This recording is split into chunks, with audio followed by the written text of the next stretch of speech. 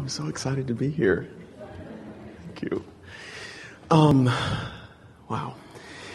I've heard you speak about dis-ease and how dis-ease is a manifestation of thought. And somehow, late in my college years, I manifested a troublesome skin condition. And it's very debilitating to me. And I want to know how to shift my energy in a way that will cause me to focus less on the dis-ease. Well, you have to decide. Now, this is a really good basis to have this discussion from. You have to decide what is the trajectory that you most choose.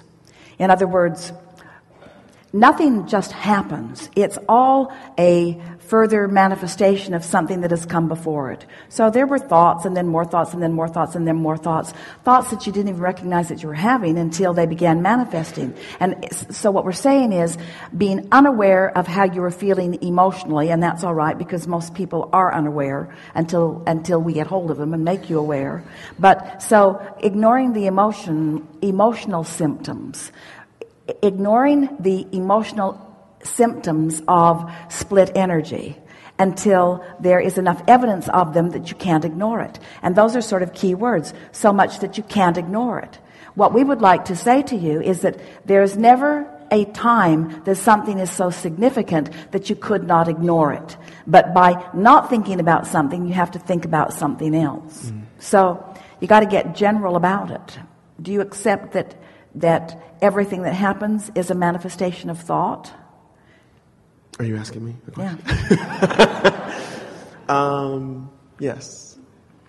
It was a leading question because if you're not there yet, then no discussion that we ever will have, that we would have, would be of any benefit to you. So we've been talking recently. Are you going to the property today for lunch? Mm-hmm. There's a pond there that you'll see, and for a while the water was cloudy. Esther was very unhappy about it. She couldn't see the fish, and so it was determined that the pipes that were putting the water back in, some pipes take the water out, put it in the filter, other pipes bring it back. The pipes were clogged that were bringing the water back, and so it didn't matter how big the filter was and what a good job it did of filtering the water, it couldn't put it back, and so the pond was getting more and more murky. And so finally they realized what the problem was, and they just laid some new pipes on the ground, Mark's idea, rather than dig something up and bury it before you know if it works or not. Lay them on the ground, prove your theory, and then just bury the new pipes. They didn't dig up the old pipes. They just replaced them with new pipes that were open. So there is a tendency to believe that I need to get to the bottom of whatever it was that I was thinking that caused something to manifest that I don't want. And we say it's perfectly all right to be standing in a manifestation or a realization of something unwanted, and from right there where you stand say, I really don't like that. What I want is this. And that's all you need to do. You don't have to go back and explain how you got there. That holds you there longer. You don't even have to understand how you got there. All you have to know is that you don't like where you are, and on the other end of that is, what would you like instead? So if we were standing in your physical shoes, we would be saying these kinds of things to ourselves. Isn't it nice that since I was ignoring emotional evidence, I got evidence right on the surface of my skin where I can see it?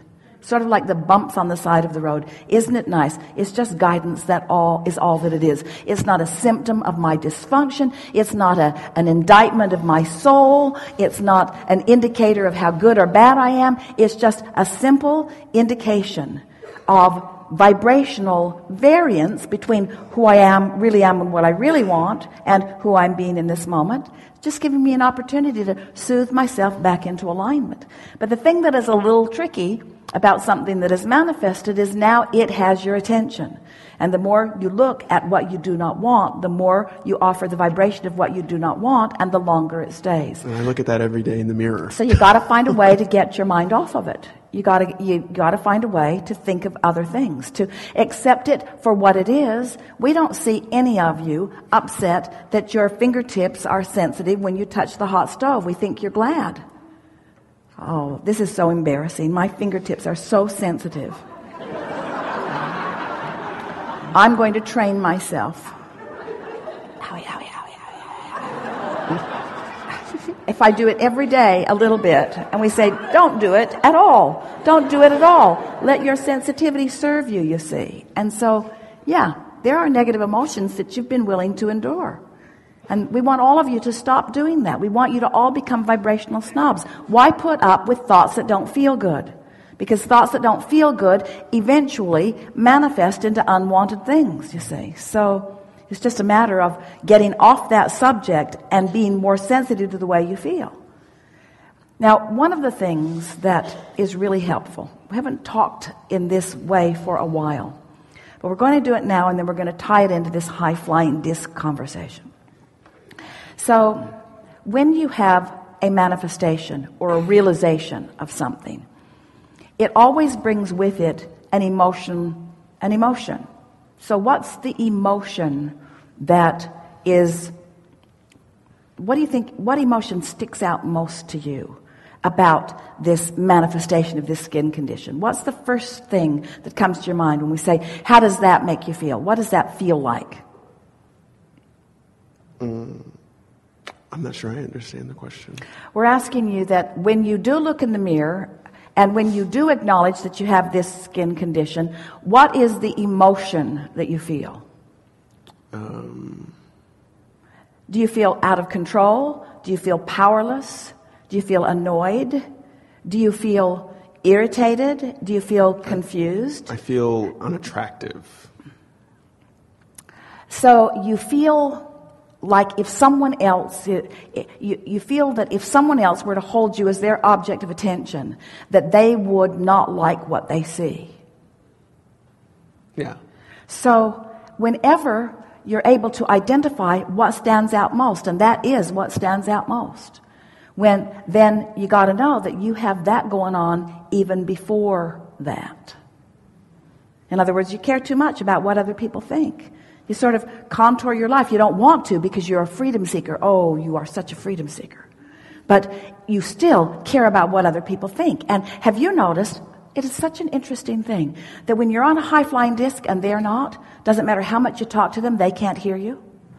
And if you care about what they think, when you're on a high-flying disc and they're not, and they won't join you, and so you're talking and talking and talking and talking and talking and talking and talking, trying to explain because you care how they feel, because you care what they think, you're going to get a rash.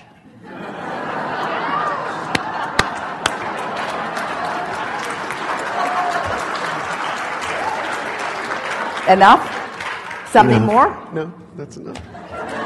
I'm done.